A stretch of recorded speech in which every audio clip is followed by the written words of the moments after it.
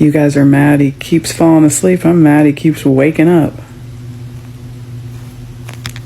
It's time for our daily dose of cope, and we have Chichi Kachiyama at the correspondence desk today. She's eating a face saying, "It wasn't supposed to be my face. It was supposed to be the others." I have some great stories for y'all today. This is the Patriotic Blonde. I have been sharing some of her tweets before, but this time I'm sharing a transition, and this is an amazing transition. So this is just from January 28th of this year. So 1 week after Donald Trump had been inaugurated. She says, "Trump has already accomplished more to better the American people in his 1 week in office than the last 3 Democratic presidents did in their entire presidencies combined. In 1 week, he's earned a place on Mount Rushmore." That is what she said January 2025. Then she wished him a happy birthday, saying, "Happy birthday, President Trump. Thank you for all you're doing to make America great again." Y'all remember that real sad parade that he had? He was very sad because it was a bust. This is August. She's still on the Trump train. She says, "To those of you calling Trump a tyrant, a dictator, or a wannabe king, call you whatever you want. He's doing exactly what we the people hired him to do. Make America great again. It's about something much greater than you. Your feelings are of no importance to history." Now we're in October and her tune has finally changed. So she says, "I voted for the man 3 times. I worked 2 of his presidential campaigns. Would I vote for him again? F no." And this is her yesterday. "I have no idea why we think we have any right to be shocked that the economy sucks. The leader of the free world only filed for bankruptcy 6 effing times. We knew that. We knew that. We said this. Like, you still voted for him 3 times. So I'm shocked that she's bringing this up. It is amazing to me, but y'all needed to see that tweet transition. She has been going really hard on her page against Donald Trump this last month or so, because I go over there and I'm like, okay, this is where we are. I'm happy to see it. This post in the Leopards Ate My Face says, "MAGA mother begs in a local marketplace group as she can't afford Christmas presents, but at least she can say Merry Christmas." Christians are they are some victims. They are always talking about how they can't say Merry Christmas. My goodness. Before I get to this sad post, let's see this post first. She reshared this Fox News post saying, "We're saying Merry Christmas again.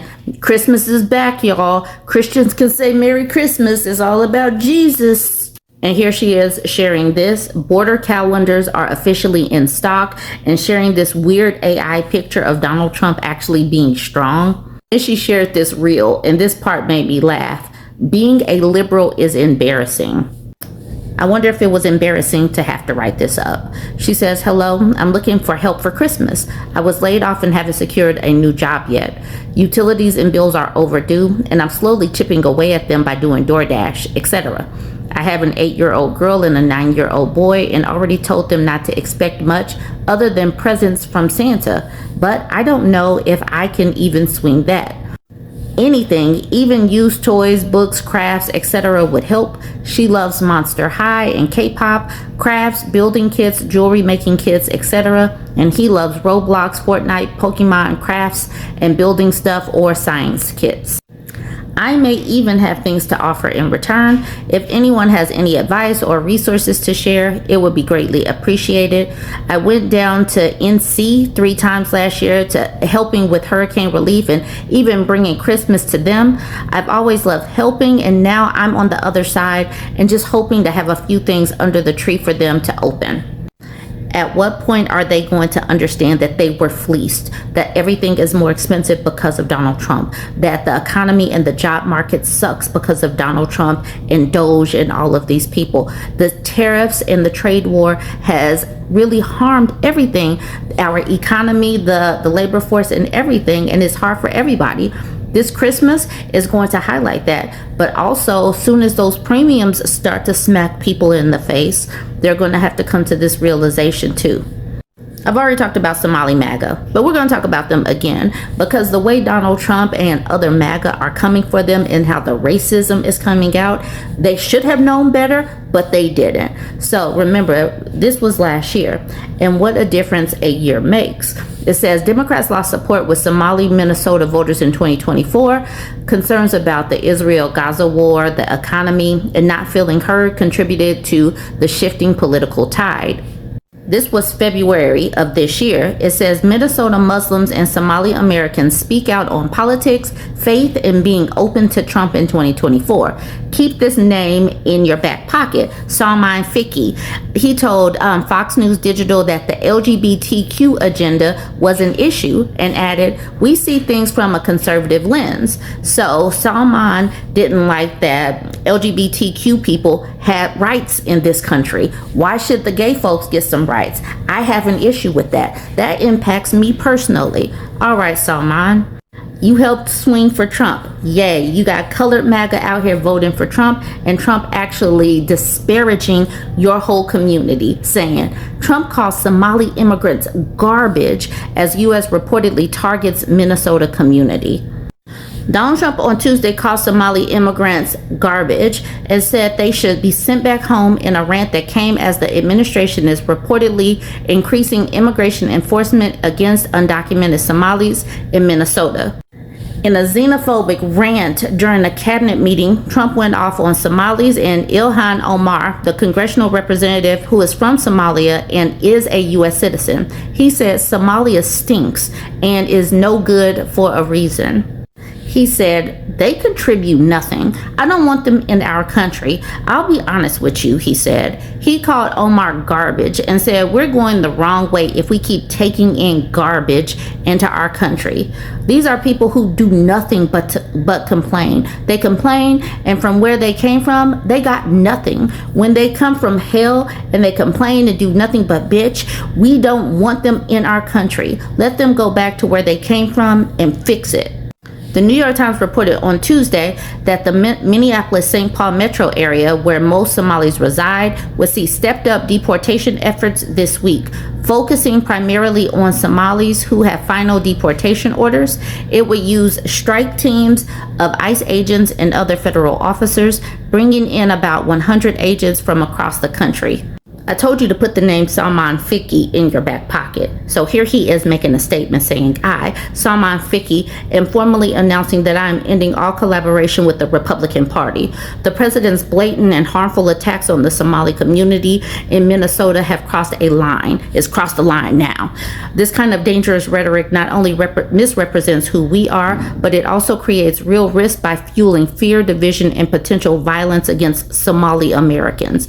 I cannot, in good conscience, stand with any entity that endangers my community, me. It impacts me. But when it was the LGBTQI plus community, it was perfectly fine because you people wanted to discriminate against them. So you chose a person that was up for discrimination against gay folks. You were perfectly fine when they were discriminated against black women, kicking them out, firing them from jobs. You were perfectly fine when it was other brown people getting picked up, but now that it's endangering his community, he wants to speak up. This is the reason why I have no respect for these types of people.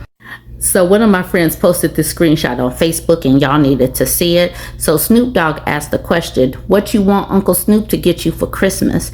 And then Brandon answered saying, a time machine so I can go back to before you got on your knees for the MAGA cult like a sad little B word after talking all that stuff about Trump until he offered you enough money to sell your shallow, silly soul.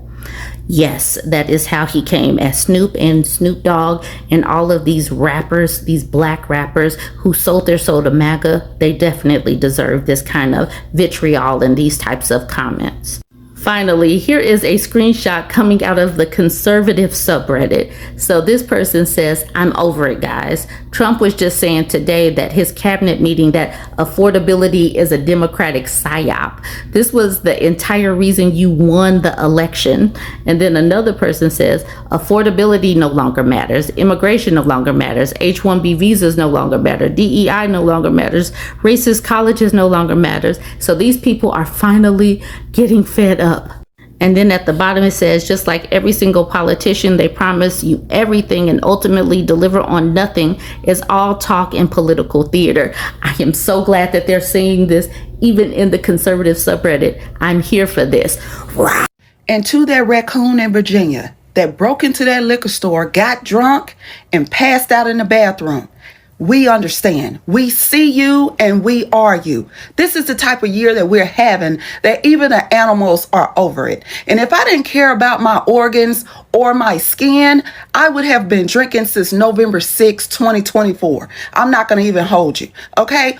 On top of everything else that's going on, now this walking bag of hemorrhoids is handing out Trump accounts to children. Sounds like a scam to me over and over again. And the money has to be used in a stock market that they are following. Let me tell you something. The moment that somebody gives you money that is known to be a scammer, better believe you're about to get scammed again. Okay? I'm not even sure if this is legal. You all are letting this man and his merry band of hooligans run amok. I'm just like that raccoon. I'm over it. I'm tired and I need a drink.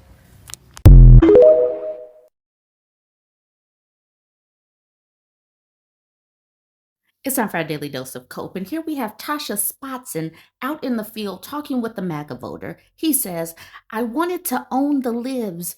Now I can't afford my rent. All I have left is my racism. These people are really feeling it in their pocketbooks. They're not going to be able to continue the delusion too long, especially with the holidays coming. They're going to have a lot less money. Let's check out some of these stories. Let's start with Joe from Mississippi. I know he's from Mississippi based on this receipt, but Joe says, I voted for Trump twice, but something is very off, starting with the Charlie Kirk assassination and his stand against Israel and Gaza. Now Trump is attacking Marjorie Taylor Greene to the point of her resigning. Trump is always bragging about inflation being down, and we blindly follow his words as the truth. Not we. Some of us live in reality world. These items used to be less than $50 at most just a few short years ago. Everyone knows something is amiss this go round with the Trump administration. $105.54, y'all, just for living, just for some hygiene products. Now, I do think that this bottle of vitamins here, that's the most expensive thing at $35.97. So if this dude didn't need some vitamins, then maybe his thing wouldn't be so high out here trying to be healthy and stuff. But I will say this, every time I have to go to the grocery store, after every time I have to re-up with toilet paper and soap and body wash and lotion, it hurts my heart. Because every time you go to the grocery store, you spend at least $88 to $102, and it is annoying. But I live in reality world. I know it's been expensive for a while. It's just taking these people a little bit longer to get to that point of acknowledging it. So here's just his receipt showing that he lives in Wiggins, Mississippi, and showing that he paid $105. Let's look at some of the comments. Stacy says, I'm questioning him too. I voted for him twice. Not sure I would again. My healthcare ends the end of this year, and they say I don't make enough money to have Cigna. They're going to send my application to Medicaid. Good luck. I qualify for stamps, but been trying to get it since August. Well, they can keep it. I will just keep donating my plasma. My husband needs a ride and job. This is crazy. So this is a poor person. She voted for Trump twice. She may not have health care. She says she won't vote for Donald Trump again, but he's not going to be on the ballot. But Republicans will be on the ballot. These costs, their lack of money, the fact that they can't really own the libs is what's going to bring them out of the Lululand into reality world. Larissa says, they're killing me, Joe. I voted for him too, but it's not playing out quite like we thought. They keep convincing us it's all better, but my pocketbook says different. Debbie says, it's definitely off. Everyone I know is talking about it. Good. Monica says most people don't even pay attention, not trying to start a political argument, but people just don't do their homework. Yes, we do. People do their homework, but some folks just listen to Fox or Breitbart or whatever. They only listen to these MAGA mouthpieces. And that's the reason why they're not doing their homework. Because even if they are listening, they're only getting stupidity. So yeah, this is the reason why some folks are jacked up and surprised, and why some of us, while yes, we're being impacted by the higher costs, we're not surprised about any of this because we saw this coming, because we're not dumb McGrums.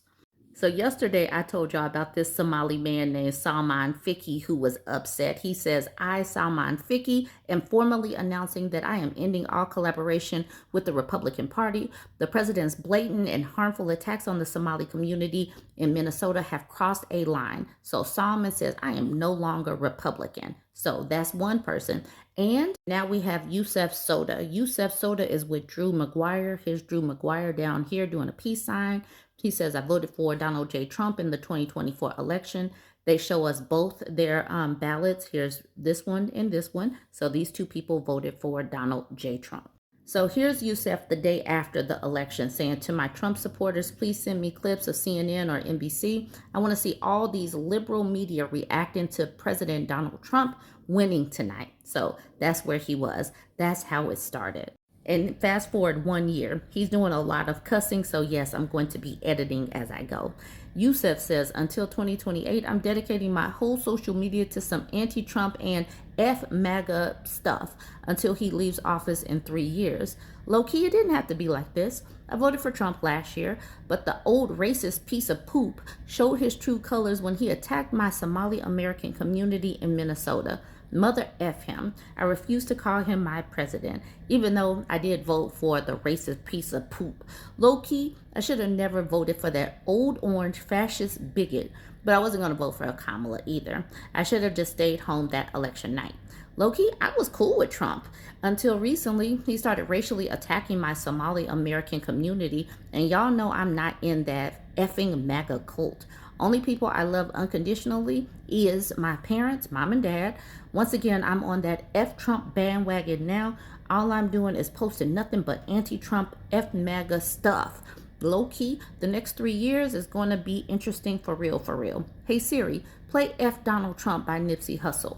The reason I don't respect these people right here, low-key, I was cool with Trump until recently. He was cool with people getting snatched up off the street. He's cool with people being detained and never knowing when they're going to get released or not getting due process. He's cool with all these people losing their jobs. He's cool with all of these other folks being discriminated against. He's cool with women getting their rights stripped. That's the reason why I do not like these people. They might be politically homeless, but I hope that they continue to feel everything that they voted for. He helped to unleash this, and I wish the worst for him. Now, we got some MAGA versus MAGA. We got some Republican lawmakers against MAGA Mike. This one is interesting. I love that there's so much party infighting, and I hope that it leads to so many more resignations soon. I am just so happy. There's just so much infighting. There's so much chaos. Let's get into it. So this says Republican anger erupts at Johnson as party frets about future. Representative Elise Stefanik of New York called MAGA Mike Johnson a habitual liar. Representative Nancy Mace of South Carolina has told people she is so frustrated with the Louisiana Republican and sick of the way he has run the House, particularly how women are treated there, that she is planning to huddle with Representative MTG of Georgia next week to discuss following her lead and retiring early from Congress. Ooh, shucks. Representative Anna Paulina Luna of Florida has gone around MAGA Mike Johnson in a bid to force a vote he has declined to schedule on a bill to ban members of Congress from stock trading.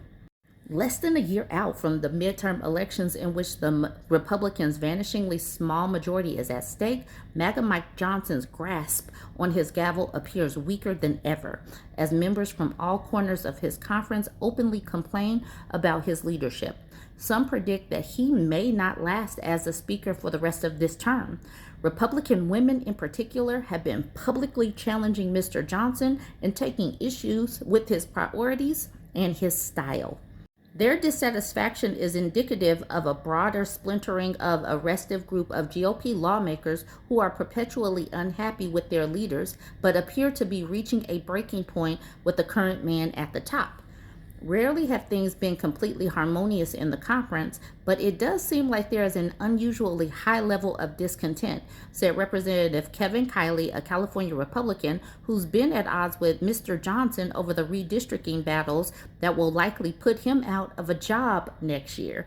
He added, the overriding issue is the House has not been at the forefront of driving policymaking or the agenda in Washington, and that is naturally going to be frustrating to members who ran for Congress to make an impact on issues they care about, because MAGA Mike had them on vacation, a paid vacation at that, for 2 months to avoid this whole Epstein situation. He kept Representative Adelita Grijalva out and not being able to get sworn in so that she couldn't sign that piece of paper to get all of this Epstein stuff out in the open. He did this on purpose, and it might backfire on him.